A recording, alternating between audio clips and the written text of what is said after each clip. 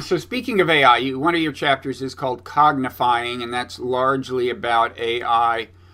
And you posit a lot of uses of AI that range from the grand, as you kind of just alluded to. Like I think you see AI as playing the lead role in future scientific breakthroughs. Like maybe the human mind just can't get quantum gravity, and AI can. And then but you go all the way to the very pedestrian, like there will in some sense, I gather, be intelligence embedded in our clothes, such that our clothes will tell the washing machine how they should be laundered, kind of, right? Yeah, and whether it actually resides in our clothes or not is sort of not important. In fact, because one of the things I'm suggesting is that the AI is a commodity utility like electricity that for the most part will become invisible and that we aren't really necessarily generating, but it's something being served to us when we need it. And so whether the smartness of your your shirt really resides in the shirt itself or in this organism, this system, is sort of not important. But yeah, most of the AI in our lives, most of the cognition will be invisible to us. It's going to be in the back rooms. It's going to be like electricity is or motors, where they're very effective mostly because we don't have to deal with them, we don't see them. There'll be another portion of it that will be, consumer facing, and I think those are probably we're going to we'll interface that with them in a conversational sense of them being present. We'll have an awareness of their presence. And when people ask about what's the future of the internet, I think the future of the internet is sort of like it's a presence that is there that we converse with, and so that would be, for most people that would be the way that we deal with it. But most of the time, most of the AI is going to be like electricity. It's going to be running, and it's going to be succeeding because we're not aware of it. It's because it's in the background. Now, it seems to me one of the main, if not the main, portals of AI, and I think this is still almost underrated by some people, as kind of obvious it is in another sense, is all these like Siri, Amazon Echo. And so, I mean, just today I read that, okay, Google has come up with this Allo, I guess, messaging app, and in that they're going to embed this Google Assistant thing that they want to become, to transcend all these different Mm-hmm. kinds of they want it to be on the one hand in your home, like Alexa, like the Echo, and they want it to be in your phone, and they want it to be in your messaging system, and so it seems to be like in a way, the biggest race on in tech now is to be the company that becomes the go-to AI provider, and it seems to me like there may just be one winner, because when you think about it, it's like once you're in third place or second place, it's tough because you just don't have as much information. And that's why I'm betting on Google. Google has so much more information about us already than any other of these companies. And so they're in better position to predict what we want, to know what we want, and provide it. And anyway, there's a lot of. So anyway, I think it's a mistake to keep thinking of AI as robots. I'm sure you appreciate that, but even the movie Ex Machina, which is a very good movie, was still kind of seeing AI as like in a robot. Yeah, yeah. I think AI is like, it's here and we're all starting to use it. And I guess one of these questions, we talked about utopia or Mm-hmm, dystopia, mm-hmm. and you come down for what you call protopia, I think, which is more or less good, incremental progress, relax. Yeah. But what about even that issue? Like, do you want one company Mm. providing, being the pipe into the brains of every Yeah, yeah. human in the world? Right. So, you're right that in fact there's only likely to be one or two winners. It's a winner take all network effects in AI, in specific kinds of AI. And there's, in some senses, AI will be one of the most clear cases of network effects, because in network effects was the fax effect, right? And the more people who use the fax machine, the more attractive it became. The more people joined it, the more you became, each user became a missionary and evangelist to get more people on. So the more people on, the better it became. Well, AI is especially that, because the more people that use an AI, the smarter it gets. So we're going to see a fantastic network effects, accelerating returns, cascading snowball, where the few that are ahead are going to become really, really big. And that would be, as you say, bad news for civilization if that was the end of the story. But here's a couple things. One is, right now, the way neural nets work, which is the fundamental breakthrough in AI, and all the things that are happening right now are because of neural nets. Neural nets require these very large data sets to train. You need, it turns out, not just thousands of examples to train them on every example, every case, but maybe even millions.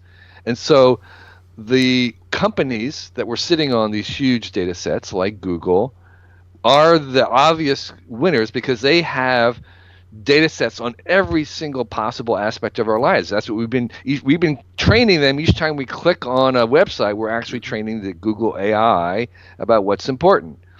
So that would seem to be the end of the story. But let me say a couple things about these natural monopolies in the digital world, which is that they're very ephemeral. Is that they don't last very long because something else comes along that just really blows them out of the water. So while they're there, actually, I think they're very, very useful. I think it was fantastic that Microsoft was the monopoly in the OS for a while because there was such a large ecosystem that it could make. It wasn't going to last long. It was displaced by Google, who came along. And just a second, and then Google seems to be the monopoly everybody is both wants to emulate and wants to tear down. And then Facebook is taking over that dominance.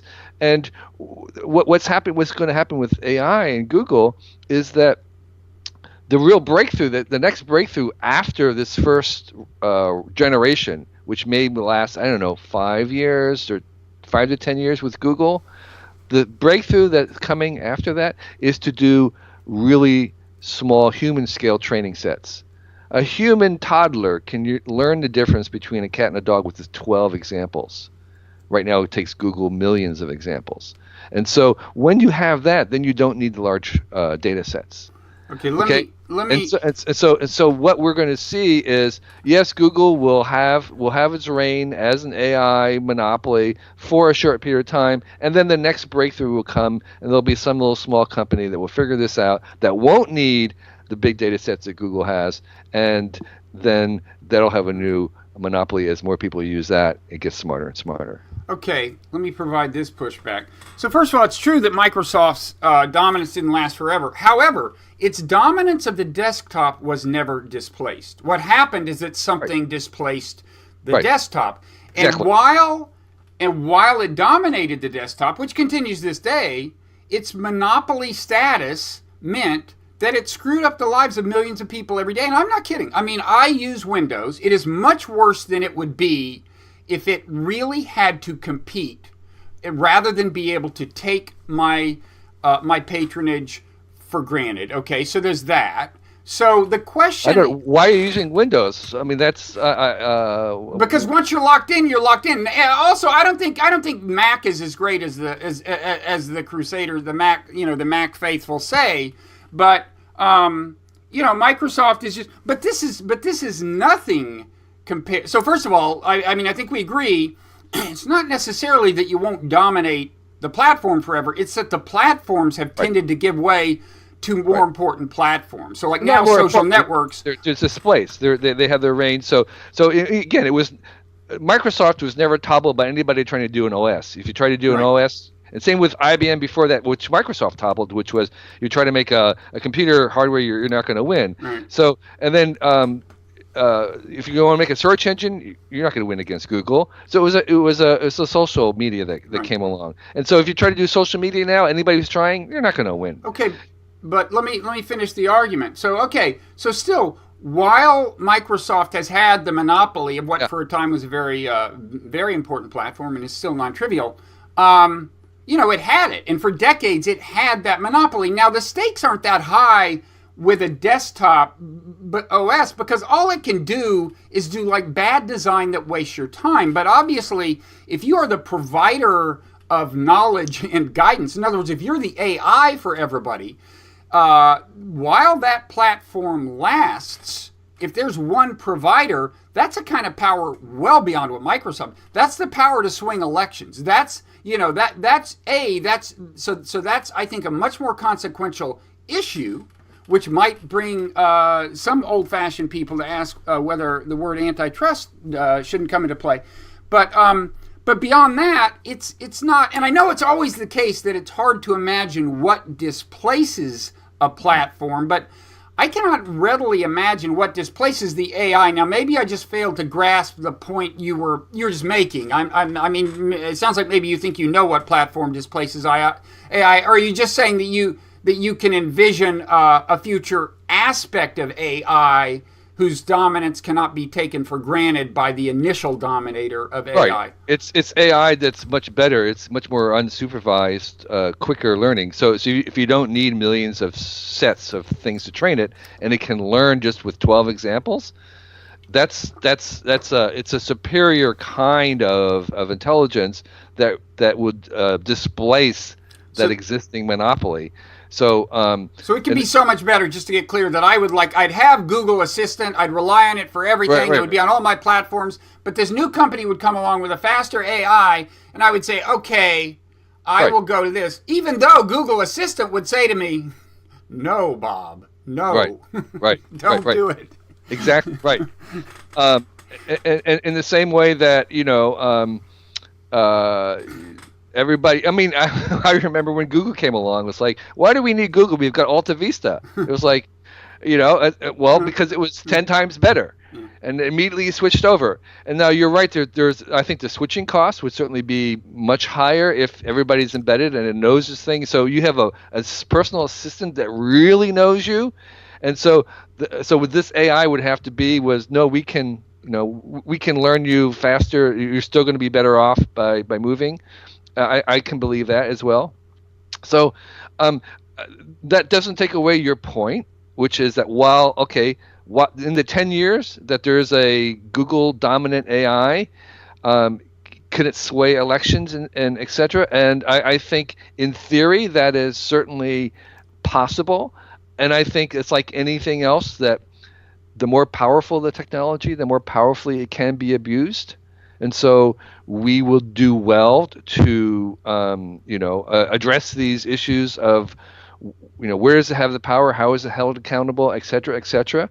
But I think that I don't see anything inherent in this that suggests that it cannot be in some ways managed.